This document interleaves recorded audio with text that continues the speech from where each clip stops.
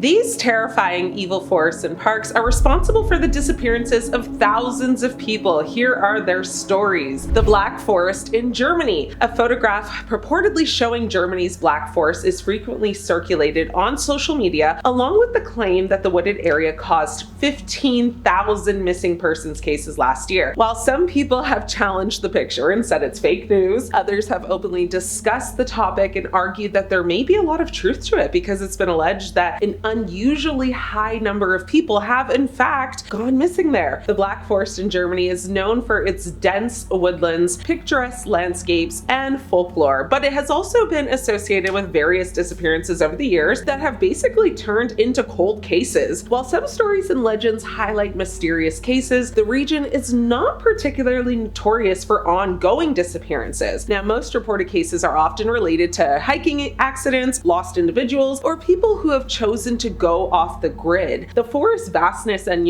rugged terrain could make it easy for people to just become disoriented or lost. Additionally, the area has a very rich history of myths and legends, which can sometimes exaggerate the perception of danger or mystery. One particular case of a missing person is that of a woman named Scarlett. Scarlett was a student at Bad Lippensprungen, which is North Rhine-Westphalia, who traveled to the Black Forest area on September 4th, 2020 to go on a 74-mile hike. She's very slim, long blonde hair, and was wearing a red backpack, very noticeable. Now, the hike along there is obviously done in multiple stages. Scarlett had successfully completed the first 5 out of 6 stages when she disappeared and had spent the night at a hotel. Now, the town, that marks the starting point of the last stage of the hike. This last confirmed sighting of her was at 10:10 a.m. on the 10th of September. Scarlett was filmed by surveillance cameras while shopping at a supermarket. Now, she also sent a text message through WhatsApp to her family. It is not known, if she actually, started the planned stage of the hike that day, since her phone was last located in Totmos. Now, what's unusual about this last sighting is that there are witnesses for the other days and stages of her hike, but not for this one. Police, family members, volunteers searched extensively for Scarlett using drones, helicopters, and manned trailers, but nothing has been found. No traces of an accident, any of her equipment or supplies, just nothing. The police are still looking for witnesses, but their main theory seems to be that some sort of accident happened. It has been said that the only way she hasn't been found if it was an accident, so would be, if Scarlett left the main path as well. Yosemite National Park. Some people are born for the outdoors, and Michael Fiercery was one of them. This man pushed aside a conventional lifestyle to live one of adventure and exploration. In 2005, he decided to take a hike solo through Yosemite National Park, and not just the touristy areas, of Yosemite either, but the parts reserved for the very hardcore adventures. Michael was very independent and liked to live off the grid, so it wasn't until, his wilderness permit expired that people realized something was terribly wrong. A massive search was instigated basically, and even involved the Marines. Now, they quickly found Michael's backpack, which spelled very bad news and greatly concerned his family, of course. Unfortunately, no other trace of Michael has ever been found. This park is responsible for a lot of people having gone missing. One person on Reddit shared their experience and said on their first trip there, they were hiking up to the mist trail with a crowd in the morning. Someone started taking pictures of something on the hill on the left side of the path, not the side with the view. So naturally, everyone passing stopped and started looking. Just above the path was a baby bear, just vibing, walking around, super cute. It eventually started walking back up the hill, and that's when the weird thing happened. 2 boys, probably around 10 or 11 years old, just started walking up the hill after the bear. Now, off the path into the bush, no parent yelling after them, no one was with them, not even a parent standing around, that spot on the path,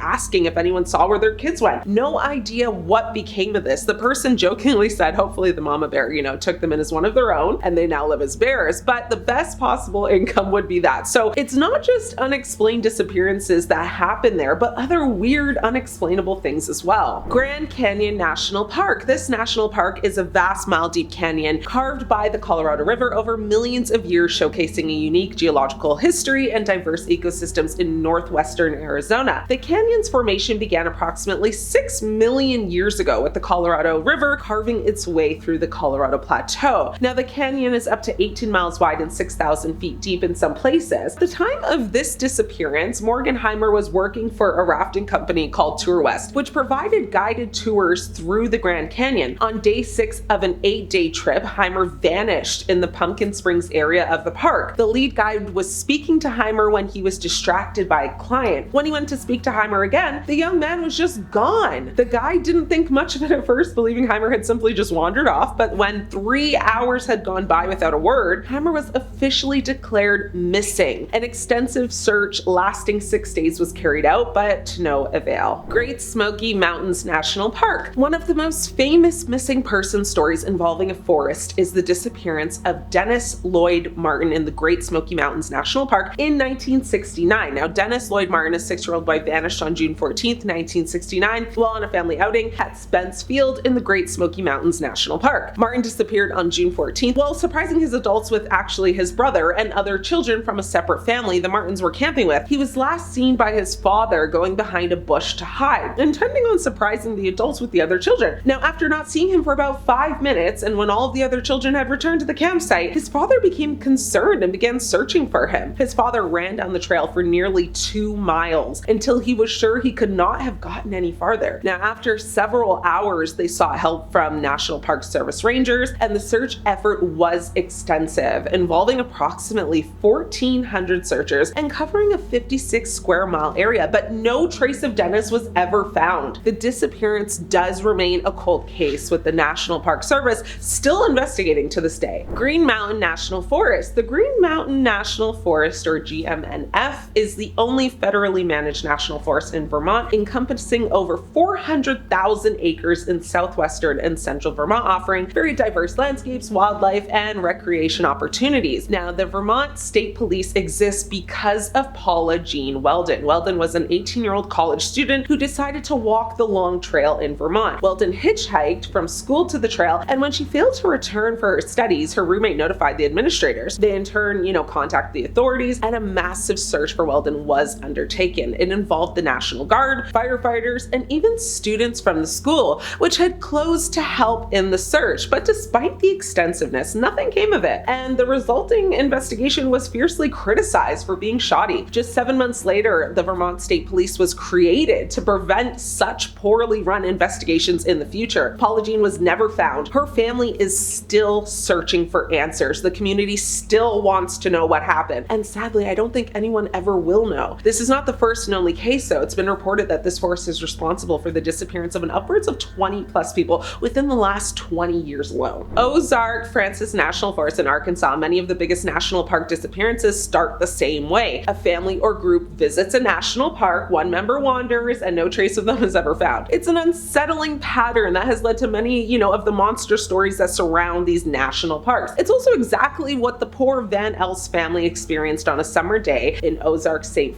National Park in 1946. 8-year-old Catherine Van Els was playing with her siblings in the woods near her campsite. The brothers looked away for just a moment, and suddenly she was just gone. While many national park mysteries are there, or end there, should I say, Catherine's story somehow gets stranger. A huge search was launched, combing every mile of the forest. 6 days after her disappearance, volunteers wandered by a cave 30 miles from where Catherine went missing. Out crawled little Catherine, who casually just waved and said, "Here I am." Catherine had very little memory of the last 6 days, mentioning she ate berries and drank water from the cave. She made very odd remarks about sleeping in warm grass and finding herself in the cave, and always seemed very, calm about the whole ordeal, which was weird. Search and rescue teams were equally as confused. They had searched the exact area with equipment and dogs twice. Why had Catherine not been found on either of those previous sweeps? As strange as the circumstances are, the Van Els family got a rare happy ending to their national park missing persons case. Oof, these freaked me out. Remind me never to go stroll in any of these parks or forests, okay? Which one spooked you the most? Let me know. Thanks so much for watching. I'm your host, Ashley. Until next time, stay scared.